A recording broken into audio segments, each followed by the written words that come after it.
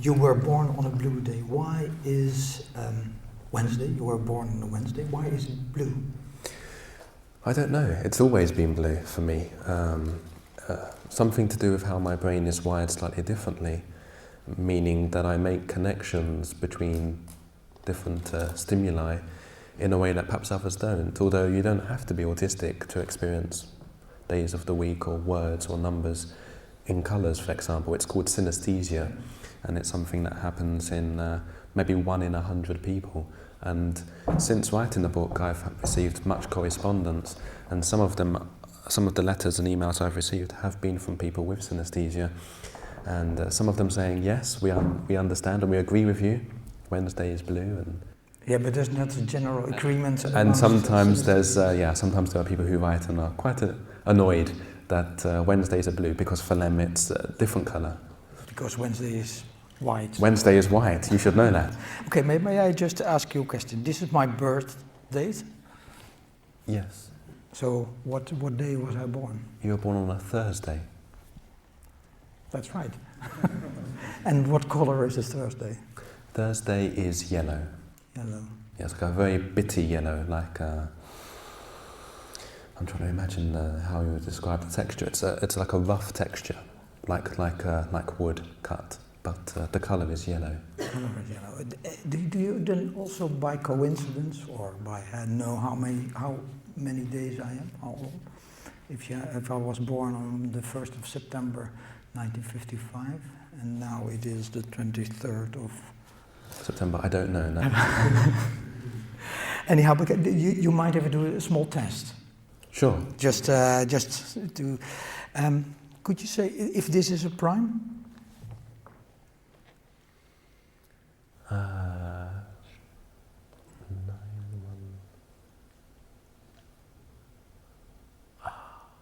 I can't be sure, but I would say it probably is, yes. Oh. It says yes. Well, you're especially very good in remembering digits. I mean, you did 22,000. Yes. Oh, how much? 540. 540, right. I couldn't even just recall this amount. There was a scientist, psychologist, George Miller, and he showed that after looking for 10 seconds at a row of digits, most people could recall only 7. I mean, that's almost the most. Some people could recall just 2 more, others 2 less. You can recall many more, I mean 22,000, but I show you 10 seconds, okay, a row of digits, okay, and then afterwards I will ask you to look, okay, at the audience and then try to recall them. Just, there we go.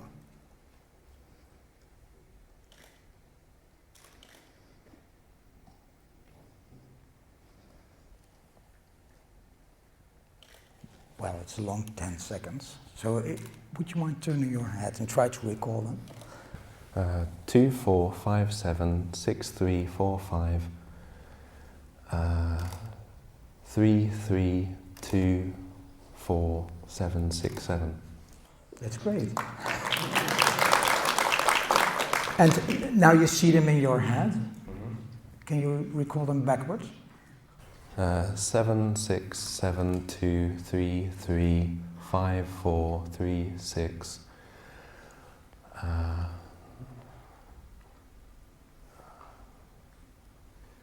7, 5, 4, 2. Yeah, well, you missed 1. Oh.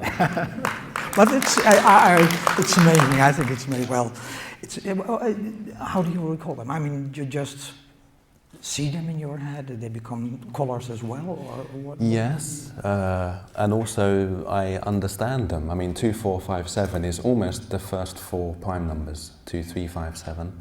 The last 3 digits, 7, 6, 7, is 13 times 59. So I can visualize that very easily. It's quite easily for us as well, as you hear. 332 is a nice green number, and I like the color green. And 63 and 45, they're both divisible by 7. Yeah, it sounds very logical. Or well, by 9 rather, 63 by 7 and 45 by 9. 9 by 7 and 9 by 5. I'm amazed. There's another thing. I just, because you were recalling this story, which is actually not true, about the toothpicks in this film Rain Man, I found another thing actually. And I was just, you've never done this, I think. It's just research, my personal research. So if you fail, it's not a test, it's just, I was interested in actually. There has been done some research that people can count the maximum of 4, the amount of letters in a word. So I was actually interested in if you could, this quadridimensionality, if you could just count them by head, how many letters it is? 20. It's amazing. It's less than 3 seconds. Actually, I couldn't even measure it. I mean, it's a very, very not scientific experiment, this one. So, no, thank you. You mind if we do another one, a longer one? Okay. Just, let's make it more scientific. Is there anyone with a stopwatch? Well, anyhow. Just try. There it comes. It's a word from Mary Poppins. I don't know if you know it. Oh, okay. There it comes, 1, 2. The last word it is.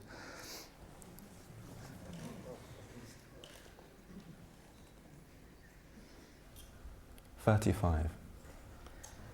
It's amazing. It's less than 6 seconds actually. Well. But anyhow, normal people would do it in 8.75 seconds. I hope. I couldn't even do it because I somewhere in halfway I was just lose the track and start over again. So it took me about 20 seconds, I think. Anyhow, numbers are your friends. Yes. And they were your friends because, would you mind if you just would read apart? I mean, I found it very typical for how you feel as a child with Asperger, with autistic feeling. Would you mind reading a part of your book? Sometimes other children in the class would try to talk to me. I say try because it was difficult for me to interact with them. For one thing, I did not know what to do or say. I almost always looked down at the floor as I spoke and did not think to try to make eye contact. If I did look up, I would look at the other person's mouth as it moved while they were speaking. Sometimes a teacher speaking to me would ask me to look him in the eye. Then I would bring my head up and look at him, but it took a lot of willpower and felt strange and uncomfortable. When I talked to someone, it was often in a long, unbroken sequence of words. The idea of pausing or of taking turns in a conversation just did not occur to me. I was never purposefully impolite. I did not understand that the purpose of conversation was anything other than to talk about the things that most interested you. I would talk in very great detail until I'd emptied myself of everything that I wanted to say and felt that I might burst if I was interrupted in mid-flow. It never occurred to me that the topic I was talking about might not be of interest to the other person. I also never noticed if the listener began to fidget or look around and would carry on talking until I was told something like, "I have to go now." Listening to other people is not easy for me. When someone is speaking to me, it often feels like I'm trying to tune into a particular radio station, and a lot of what is said just passes in and out of my head like static. Over time, I've learned to pick out enough to understand most of what is being talked about, but it can be problematic when I'm being asked a question and I don't hear it. Then the questioner can sometimes get annoyed with me, which makes me feel bad. It sounds as a complete different person than I saw here when you're giving this lecture, or as I see here. I think I would love to be able to say to people there is a magic cure, and if everyone does exactly the same thing, that they will be able to lead a pretty normal life. In spite of their Asperger's or autism or whatever it would be. But there isn't any such cure. For me, it was just a great desire within myself from an early age to fit into the world around me and to try to have a happy life. And to do that, I knew that I needed to learn those things, conversational skills and being able to relate to other people enough to be able to do that. I feel now happy, most because, in a sense, I have dual nationality in two countries of the mind. I don't have to choose one or the other. I belong to both the world of people and the world of numbers. You were telling that in this period, the only friends you had were numbers. Yes, as a young child, up until about the age of 8 or 9. Because up until that age, I had no sense of other people as having emotions and feelings and thoughts and ideas like I had. And so the things that made sense to me were numbers. People made no sense to me at all. And what did you do with those numbers? I would play with them in my head. I would watch them. They would have, they had shapes and they would do things together. One number would join with another number and form another number.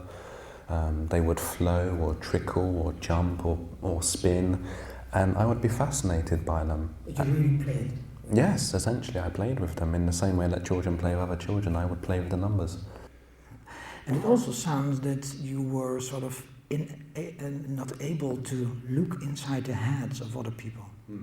I mean, for us, sort of, I talk for us and you, but anyhow, it seems logical that somebody has an expression, you think, oh, I think I should stop talking but that's something you didn't experience then. No, I just didn't have the awareness to know that people had those emotions, even though I knew that I had those emotions. I didn't understand, I couldn't appreciate that I had no awareness that other people had those same emotions. It took me a long time to realise that, and it happened gradually. It wasn't anything sudden. It was very small, gradual steps. One of the anecdotes that I describe in the book is about the age of 8 or 9, when, having had that experience of loneliness and wanting to make friends, I still wasn't yet at the age where I was able to do that, to have the social confidence and skills enough to make friends with other children. And so I had imaginary friends. And one in particular I describe in the book as someone who was very important to me. I had very detailed, long conversations with her as I walked in the playground at school, and felt very close to this particular person, this person, until one day she said to me that she was dying, and subsequently disappeared forever. And I realised much later, even as I was writing the book, that what I had been able to do was personalise my own loneliness and make a friend of it. And by letting go of her, I was, making a decision that I would push myself very hard and break past those things that held me back and start to make friends with other people. But she was in fact your first friend? She was in fact my first friend, yes, very, very close to me. I mean, I remember her to this day. So you were, not only using numbers as friends, but you also had particular habits, like if there was a lot of noise? Yes, if there was a lot of noise, I would put my fingers in my ears. I would run away sometimes if I was just overwhelmed by noise. I had very high sensitivity to noise, which I still have to some extent to this day, but it's not as acute, fortunately, because as a child it was very acute. Yeah, it was very, very acute. Yes. I mean, to give an example, if a balloon burst, it would be incredibly painful for me. I mean, just like being punched or something. It was just a real physical sensation, very uncomfortable one. If someone was brushing their teeth, the noise of the teeth, the toothbrush, the scratchy noise. You couldn't brush your teeth because of the noise? Yeah, I found it very difficult to brush my teeth because the noise was incredibly painful for me, and I had to learn to put cotton wool in my ears to cope with the noise. But then still the noise is there from the inside, or that doesn't bother you? It wasn't the same noise, it was the texture. It's hard to explain, but it was the texture of the noise. The scratchy noise, yes, the scratchy texture. And the cotton wool seemed to take that away. But the world is full of noise. I mean, wherever you go. And as a consequence, I spent a lot of time at home, because home was like an oasis.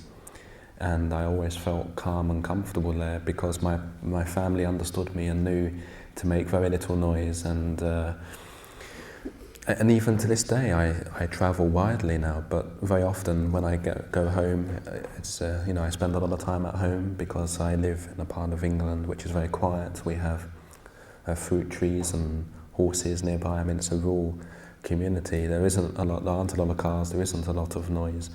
You still don't like supermarkets? I still don't like supermarkets, no, because they're so big. And there's too much information, too many people, too much going on, and it's kind of like overload. It's overwhelming for me, so I always shop in small local shops.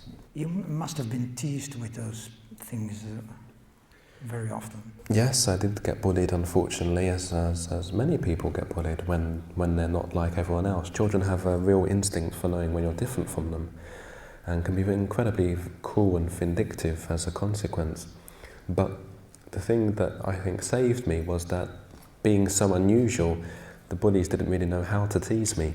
They would come up to me and I would react by putting my fingers in my ears, sitting down and counting to myself. And they couldn't really bully me after this, because how can you bully someone who isn't responding to your bullying? We're sitting there as a real autist. Absolutely, they got bored and walked away. So it's the perfect... It wasn't fun teasing you, actually. Yeah. Fear is a very important emotion in people with Asperger's, but especially people also with autism. You seem to have sort of chosen to overcome this fear, which is very difficult, I think. It's incredibly difficult. And I still have this experience to this day. There are sometimes social situations and other experiences that I just can't do, or that I find incredibly difficult, incredibly stressful to do. But very often I do them anyway, because I realise it's part and parcel of being part of the human experience, being part of this world. And I learn much more by doing these experiences, by pushing myself. I'm going to Lithuania and doing all these things. Yeah, and actually this moment you were choosing to do those 22... See, I already forgot this number. 22,514. Thank you very much. Recalling those digits, why did you do that? I mean, it must have been a huge step, actually. It was a challenge. It wasn't actually, for me, very difficult to remember the numbers. It was more difficult to recite them in front of an audience, because it was a public event. It was advertised in the London Times. A lot of people came to watch me as I recited them. And some people burst into tears, actually, as they watched me, because they said afterwards that it was a spiritual experience for them. It was like someone reciting.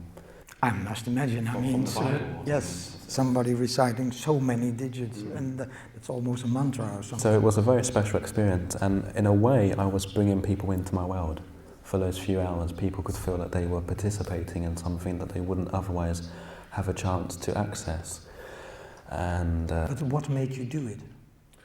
I had the motivation. Well, first of all, I was raising money and awareness for an important charity, and very close to my heart. And also, it was wanting for autism. It was for a epilepsy charity. And also, I wanted to do something that gave myself a sense of personal achievement, because I do sometimes find it hard to experience particular emotions, and I find it hard to experience the emotion of pride.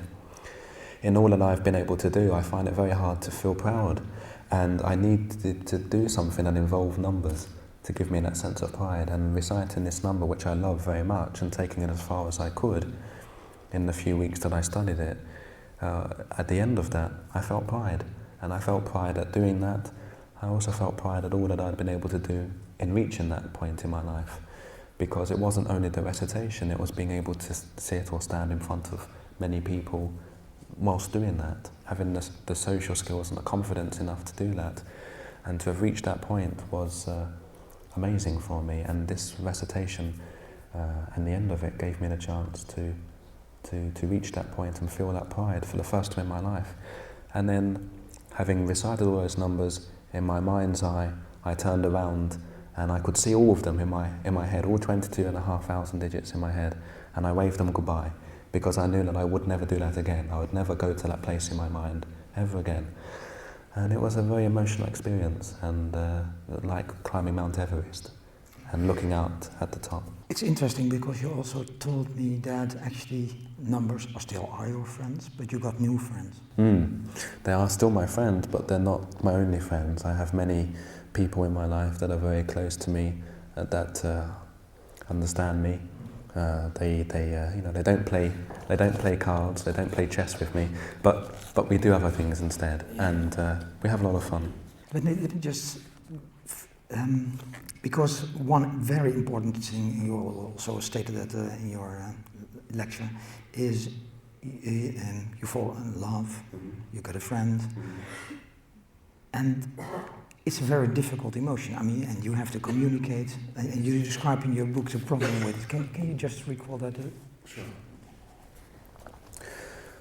Conversations can be problematic between us because of the auditory processing difficulties I sometimes experience. Neil will say something to me to which I will nod or say yes or okay, but then later I will realise I haven't understood what he said. It can be very frustrating for him to spend time explaining or recounting something important to me, only to find afterwards I haven't taken it in. The problem is that I don't realise I'm not hearing what he's saying. I very often hear fragments of each sentence which my brain automatically pulls together to try to make sense of. By missing key words, however, I quite often don't get the real content of what's being said. Nodding and saying things like okay when someone's speaking to me has evolved over time as my way of allowing communication between me and someone else to flow normally without the other person needing to stop and repeat continuously. Though the tactic works for me most of the time, I now realise it's not appropriate within a relationship. Instead, Neil and I have learned to persevere when we talk together. I give my fullest attention to him when he's speaking to me and signal if there's a word or words that need to be repeated. That way, we can both be sure each of us understands the other fully.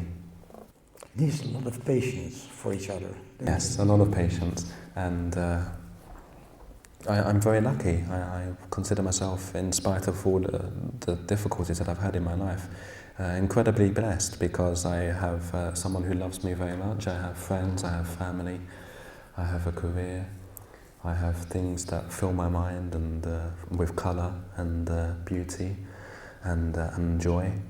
And part of what I do in giving talks like this and writing books like this is to share some of that colour and some of that happiness with other people. I hope that the emotion that people have in reading my book is appreciation, but also happiness. I hope within those pages they find a real sense of happiness, because that's what I wanted to communicate most of all, that to be different isn't to be condemned to an unhappy life. Well, of course, I've got only one question, and that one you can't answer, and that is in what sense is your brain different from mine?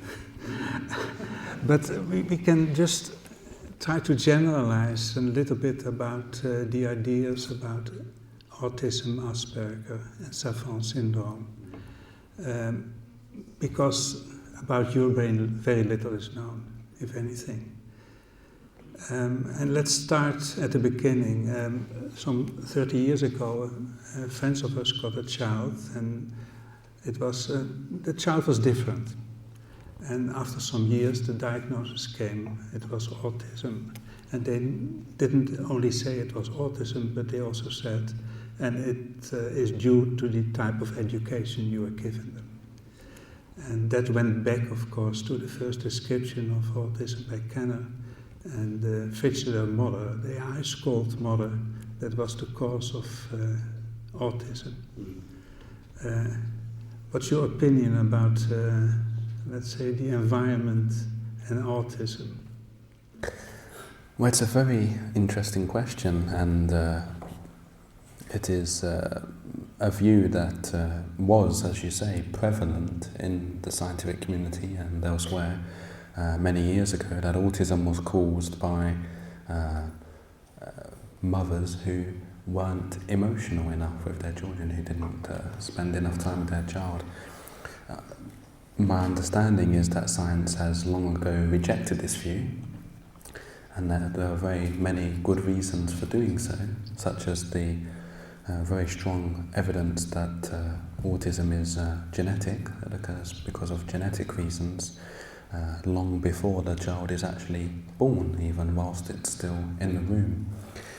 And in fact, in your family, there is quite some evidence for that. Yes, there is a lot of genetic evidence. I describe in the book my grandfather, my father's father, who had epilepsy, as I had as a small child. My father, his son, has several mental problems, including schizophrenia. You don't describe that in the book, do you? I don't go into a lot of detail about my father's condition because there is a lot of stigma attached to mental illness, certainly in the UK and in the West in general. But there's also a lot of stigma for autism and Asperger's. Yes, there is. And you try to break that, so yes. It's not very consequent, is it? No, that's true. But my feeling as well was that I would very much love my father to write a book himself one day if he is able to, because he has a remarkable mind of his own, which unfortunately his illness has overwhelmed. But I always feel lucky because I have his mind, in a sense. I feel that I've inherited his mind without that level of disability which has prevented him from using his mind. So there's a part of me that feels a lot of responsibility in a way to want to make the most of this gift, because my father couldn't do so. My grandfather, because his epilepsy was so severe that he was put in an institution at a time when there weren't cures, there weren't medications available for epilepsy. Do you know whether he had any special talents, your grandfather? I don't know, and I don't know that it would be possible to find out. We have very little information about my family tree at this time. It may be something we can look back at. Unfortunately, like a lot of families, mine in previous generations wasn't a very close one necessarily, so it would be difficult to get a lot of reliable information.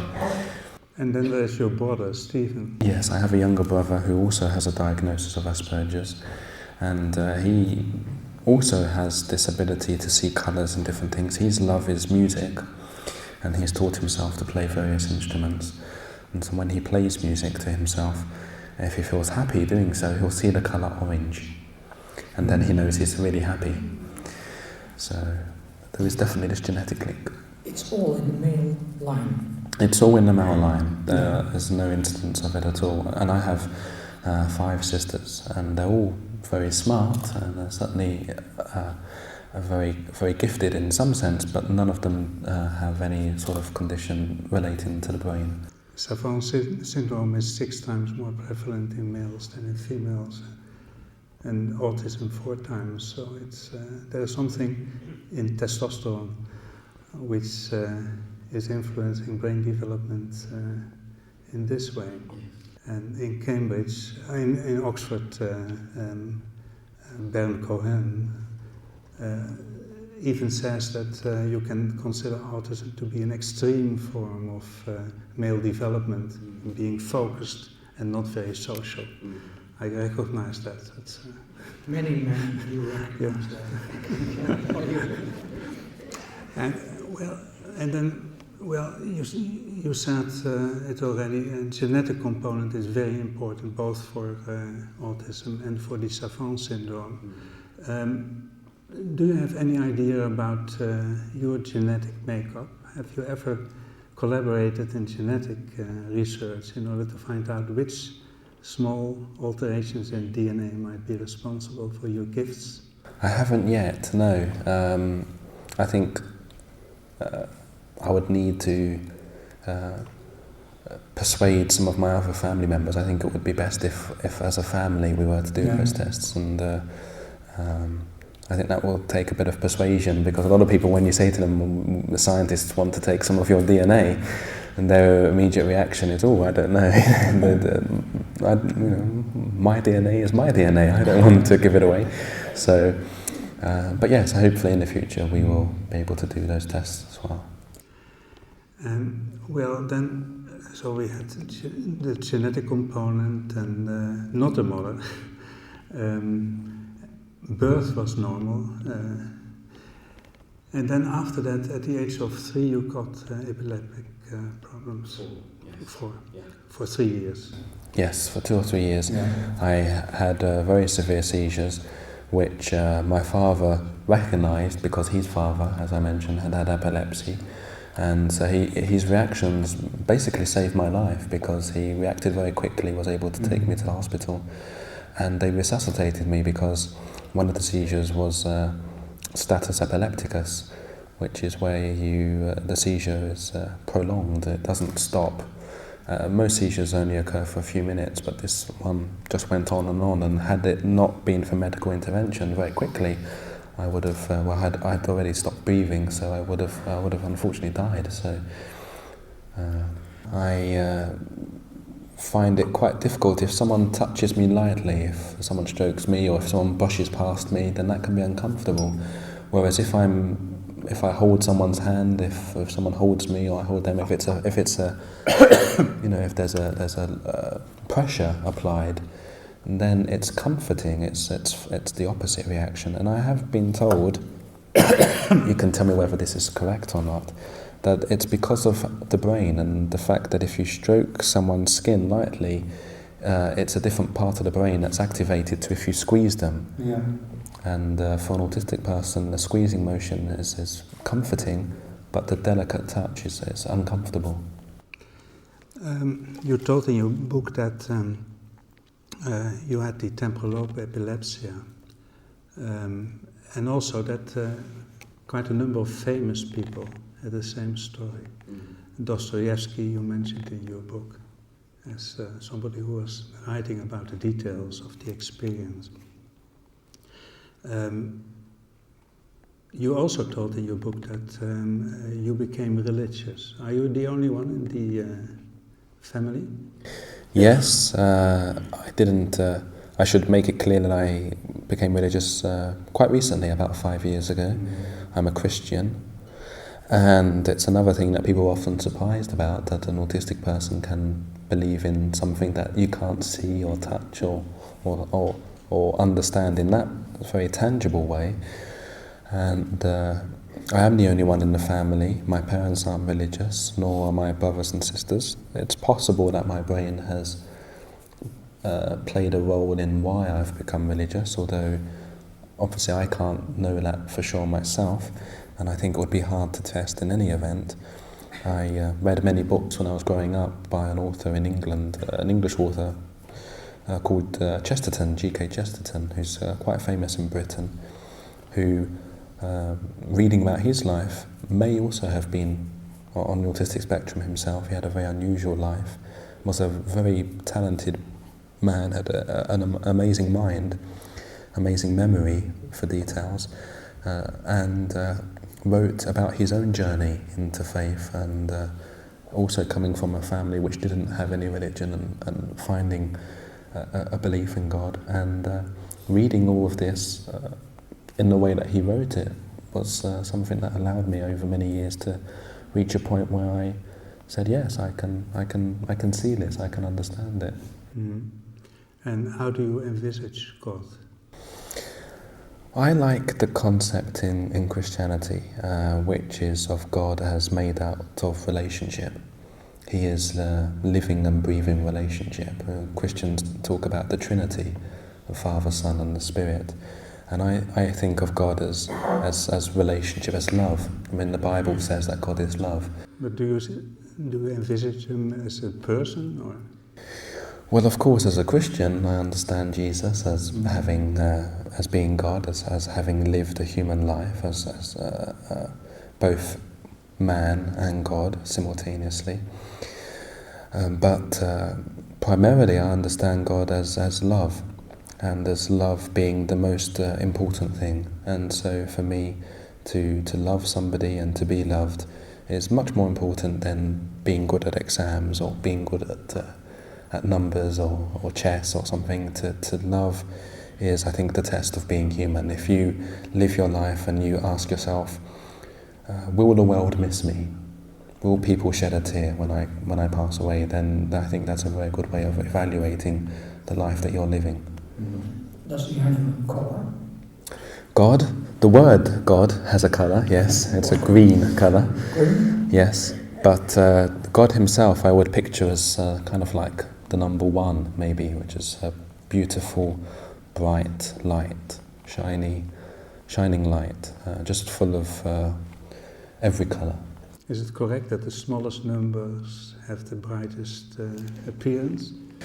Yes, I think so. Number one is the brightest number for me, and if you go through the numbers from 1 to 9, then 9 is the darkest and a very dark blue number.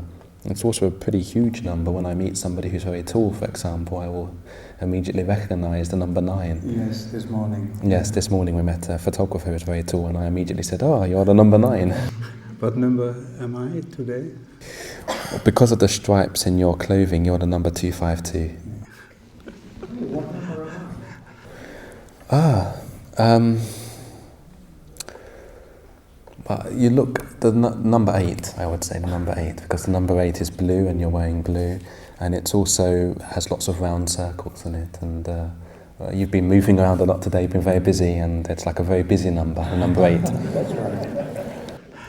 I have done many talks where I've met people, parents of autistic children, and autistic people themselves, people with Asperger's themselves, young and older, and they're often very high functioning, and the difficulty that they have is not so much the nature of their disability, but people's reaction to them, because in society we value people who conform to society, who conform to rules.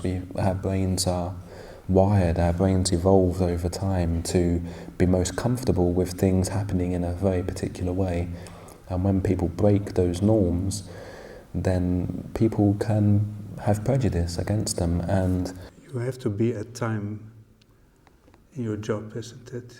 You have to be there exactly the same time every day, and that's the start of the problem. yes, and You should be there.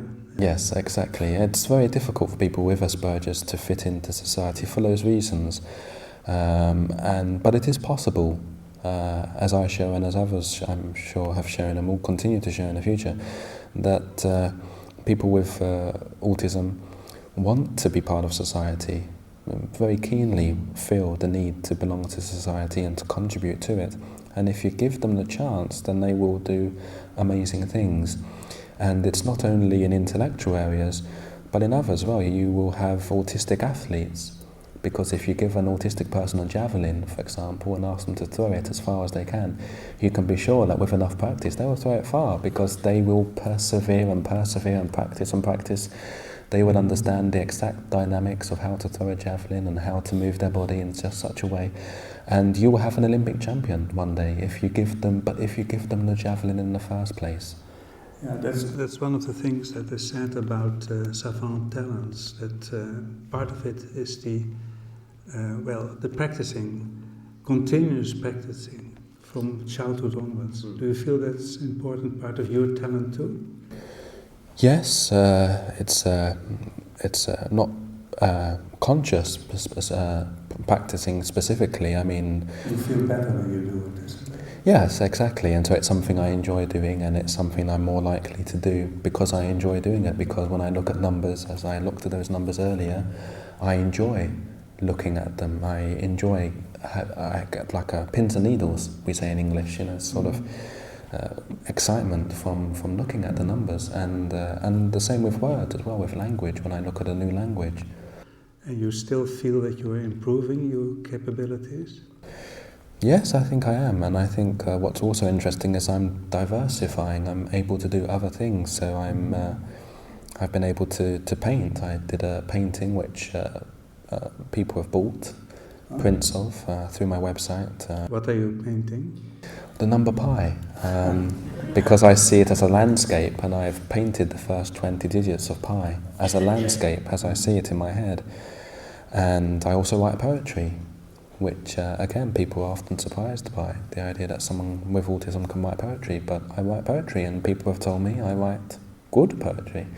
So, and perhaps because of my synesthesia, because I'm able to make those connections between different things, which maybe that's all poetry is, laboured synesthesia.